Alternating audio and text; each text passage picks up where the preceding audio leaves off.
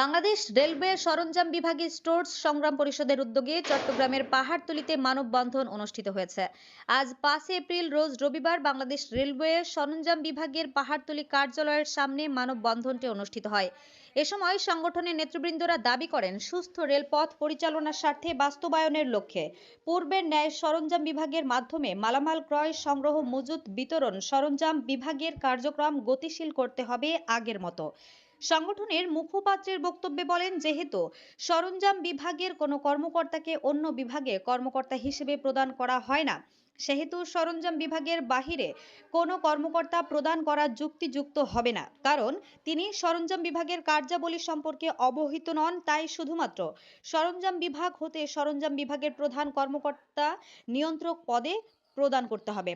বক্তারা আরো বলেন, সরঞ্জাম বিভাগ ব্যতীত অন্য বিভাগ থেকে সিসিএস নিয়োগ করা যাবে না। সরঞ্জাম বিভাগ ঢাকায় হস্তান্তর করা যাবে না। রেলওয়েকে সচল রাখার স্বার্থে সরঞ্জাম বিভাগ থেকে সিসিএস প্রদান করতে হবে।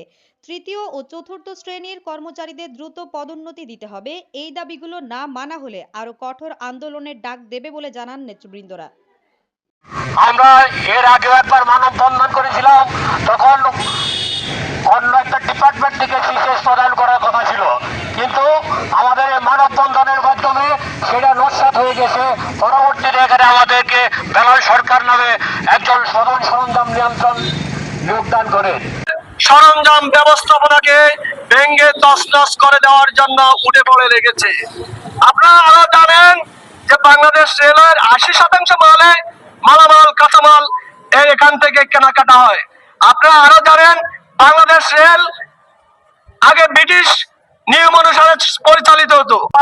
সংগ্রহ নয়, রেলের জন্য রেলের যে সমস্ত অংশগুলো আছে সেগুলোকে সচল রাখার জন্য, পাশাপাশি রেল ইঞ্জিনকে সচল রাখার জন্য এই ডিপার্টমেন্ট বদ্ধপরিকর ভাবে কাজ করে যাচ্ছে যুগ যুগ ধরে, শত বছর ধরে। ভিন্ন ডিপার্টমেন্ট থেকে অথবা সরঞ্জাম বিভাগে যে যিনি প্রতিষ্ঠান লগ্ন থেকে কাজ করে আসছে এমন কোন কর্মকর্তা বা কর্মচারী দিয়ে কাজ না করে যদি ভিন্ন ডিপার্টমেন্ট থেকে কাজ করার জন্য কোনো লোক এখানে বসিয়ে দেওয়া হয়, সেক্ষেত্রে দেখা যায় তার দক্ষতার কিছুটা বিচ্যুতি ঘটে।